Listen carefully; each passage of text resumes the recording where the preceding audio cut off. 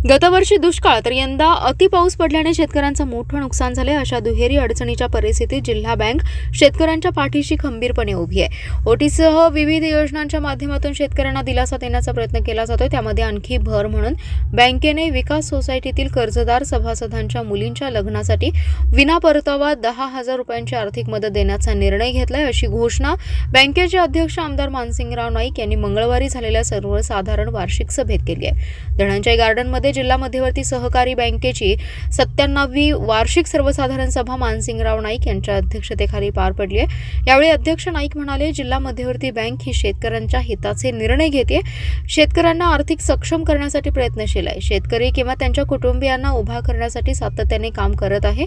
जिल्हा बँकेकडून कर्जदार शेतकऱ्यांची संख्या 2,90,000 इतकी आहे। या सर्व शेतकऱ्यांचा जिल्हा बँकेकडून अपघाती विमा उतरवला आहे। यापूर्वी मुलींच्या लग्नासाठी 50,000 रुपयांचं कर्ज जाहीर केले। आता बँकेने त्या पुढे जाऊन विकास सोसायटीतील कर्जदार सभासदांच्या मुलींच्या लग्नासाठी 10,000 रुपये विना परतावा मदत करण्यात येणार आहे। त्यासाठी बँकेने 10 कोटी रुपयांची तरतूद केली आहे। बँकेला मिळालेल्या नफ्यावर आयकर भरावा लागतो। आयकर भरण्यापेक्षा शेतकऱ्यांच्या मुलींच्या लग्नासाठी दिलं तर त्यांना आधार मिळेल, हे लक्षात घेऊन बँकेच्या संचालक मंडळाने मदतीचा निर्णय घेतलाय।